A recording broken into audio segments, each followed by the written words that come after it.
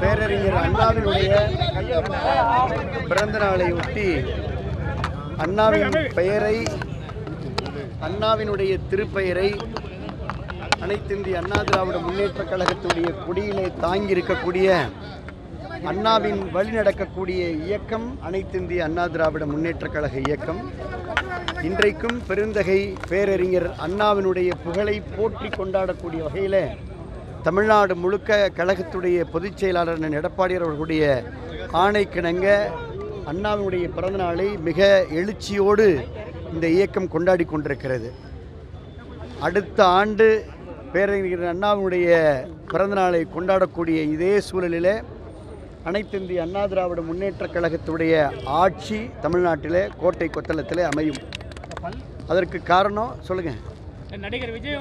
அதற்கு காரணம் இல்லை, மொத்தமாக நான் சொல்லிடுறேன். உங்களுடைய கேள்விக்கு நான் மொத்தமாக சொல்லிடுறேன்.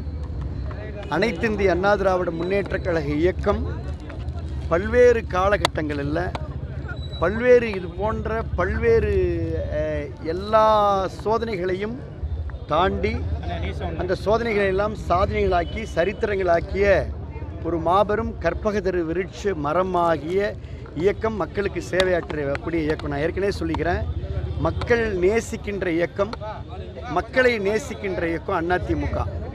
கடமை கண்ணியம் கட்டுப்பாடுன்னு பேரறிஞர் அண்ணா சொல்லிக்கிறார். நான் சொல்கிறத நல்லா புரிஞ்சுக்கணும். அந்த கடமை கண்ணியம் கட்டுப்பாடு கொண்ட இயக்கம் அதிமுக இயக்கம். ஆட்சி அமைக்கக்கூடிய வெற்றி பாதையில் இருக்கிறோம். இன்றைக்கு திராவிட முன்னேற்ற கழகத்துடைய ஆட்சி மீது மக்கள் மிகப்பெரிய வெறுப்போடு அதிருப்தியோடு இருக்கிறார்கள். அதற்கு ஒரே மாற்று அனைத்திந்திய அண்ணா திராவிட முன்னேற்ற கழகம் தான். அனைத்திந்திய அண்ணா திராவிட முன்னேற்ற கழகம் அண்ணன் எடப்பாடியார் தலைமையில் 26 ஆட்சி அமைக்கும் என்பதை உங்களுக்கு நான் ஒரே கருத்து தான் சொல்கிறேன். எடப்பாடியார் தலைமையில் அனைத்திந்திய அண்ணா திராவிட முன்னேற்ற கழகத்துடைய கூட்டணி 26 ஆட்சி